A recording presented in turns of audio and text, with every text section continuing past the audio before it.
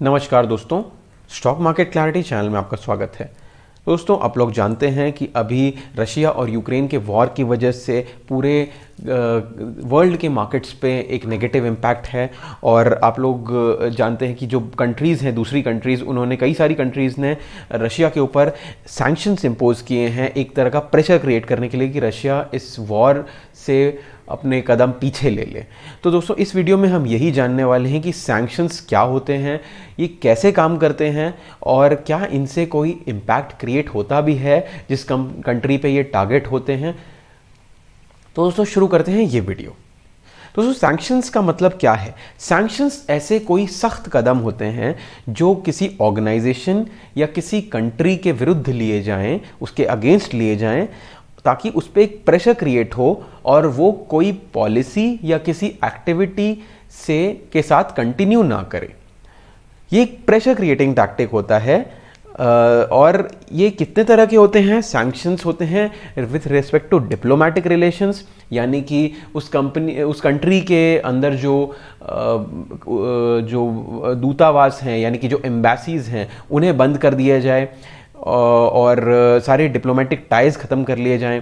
या फिर economic relations, यानी कि कोई जो ट्रेड रिलेशंस हैं उस कंट्री के साथ वो बंद कर दिए जाएं ताकि इकोनॉमिक इम्पैक्ट हो उस कंट्री पे। तीसरा, कल्चरल रिलेशंस, यानी कि जैसे फॉर एग्जांपल उस कंट्री के साथ कोई भी तरह का स्पोर्टिंग इवेंट, या जैसे कि क्रिकेट, फुटबॉल या कोई भी स्पोर्टिंग इवेंट ना कंटिन्यू किया जाए, कोई भी आर्टिस्टिक इवेंट उस कंट्री के साथ आर्टिस्टिक रिलेशंस ना रखे जाएं। तो इन तीनों तरीकों से किसी भी कंट्री पे प्रेशर क्रिएट किया जा सकता है। अगर ये सैंक्शंस किसी ऑर्गेनाइजेशन पे लागू किए जाते हैं, जैसे कि किसी टेररिस्ट ऑर्गेनाइजेशन पे, किसी रेबेलियन ग्रुप पे, या किसी कोई पॉलिटिकल पार्टी पे, तो फिर ये यूजुअली इकोनॉमिक सैंक्शंस ही होते हैं।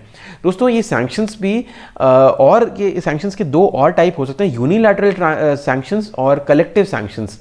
यूनिलैटरल सैंक्शंस का मतलब कोई एक कंट्री किसी दूसरी कंट्री के ऊपर अगर सैंक्शंस लगाए तो, और कलेक्टिव सैंक्शंस का मतलब कोई एक इंटरनेशनल ऑर्गेनाइजेशन जैसे कि यूनाइटेड नेशंस या फिर यूरोपियन यूनियन ये सैंक्शंस किसी कंट्री पर लगाए।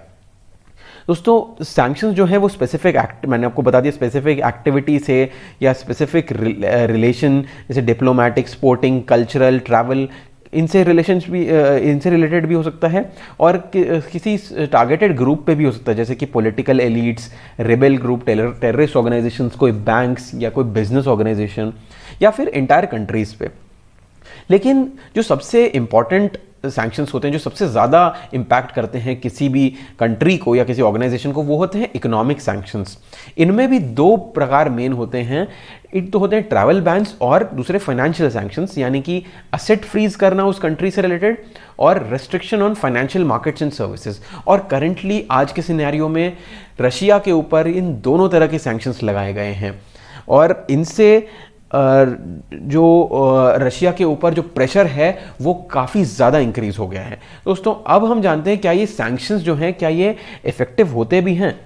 तो यहाँ पे मैं आपको बता दूं कि जो एक्सपर्ट्स हैं इंटरनेशनल रिलेशंस में, उनका कहना है कि ये सैंक्शंस बहुत सीवियर और सीरियस साबित हो सकते हैं टारगेटेड कंट्री के लिए, और 40% केसेस में जो बिहेवियरल चेंज उस कंट्री से उम्मीद की जा रही है, एक्सपेक्ट की जा रही है, वो अचीव हो जाता है।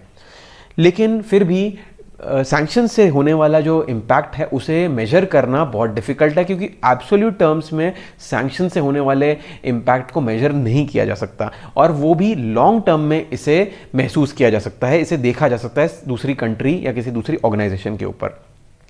नेक्स्ट हम देखते हैं सैंक्शंस जो रशिया के अगेंस्ट लागू हैं वो कौन कौन से हैं।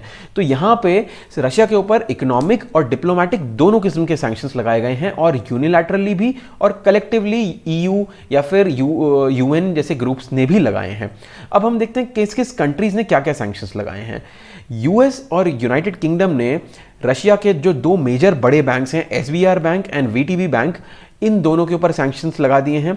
और रशियन ओलिगार्क्स जो हैं, जो बड़े बड़े बिजनेसमैन हैं रशिया के, उनकी जो प्रॉपर्टीज हैं, असेट्स हैं यूएस एंड यूके में, उनको फ्रीज कर दिया है। कनाडा और ऑस्ट्रेलिया ने भी सेम सैंक्शंस लागू किए हैं यूएस और यूके जैसे।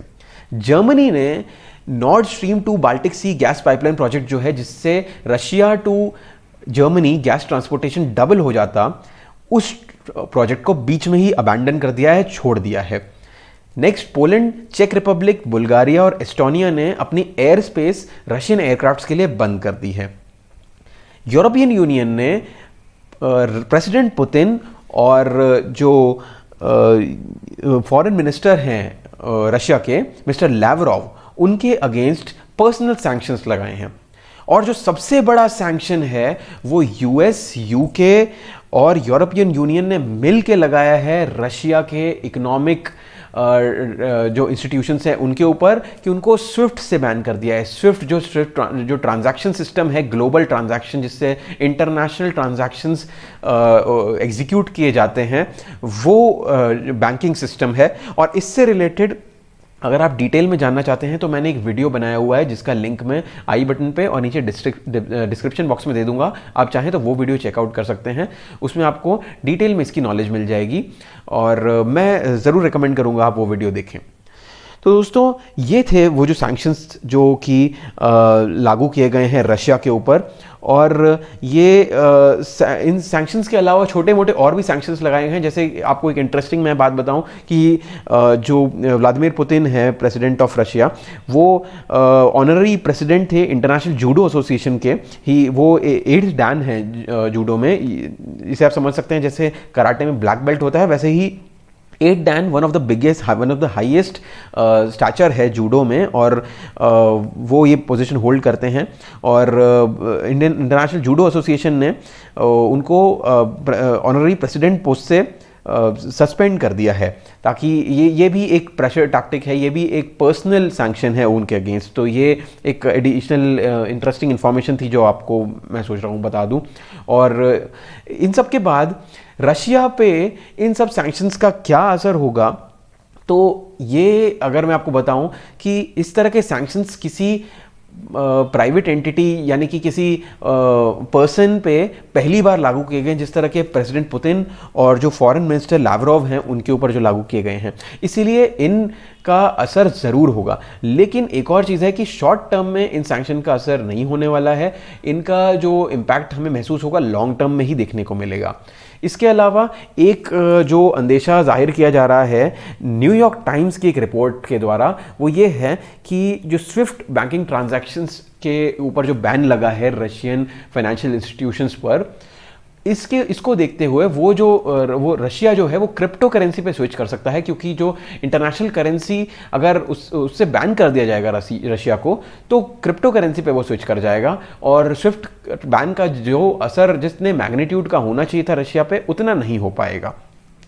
तो दोस्तों, ये सारे असर थे जो इन सब सैंक्शंस की वजह से रशिया पे हो सकते हैं।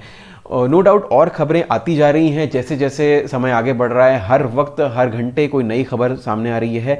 हम होप कर रहे हैं कि ये सिचुएशन जल्दी से जल्दी जो टेंशन है ये ईज़ हो जाए। तो दोस्तों, ये था आज का वीडियो। अगर आपको वीडियो अच्छा लगा हो, एफर्ट्स अच्छे लगे हों, तो ज़रूर वीडियो को लाइक करें, शेयर करें, चैनल को सब्सक्राइब करें और मिलेंगे हम ऐसे ही एक अगले वीडियो में। तब तक के लिए बाय बाय।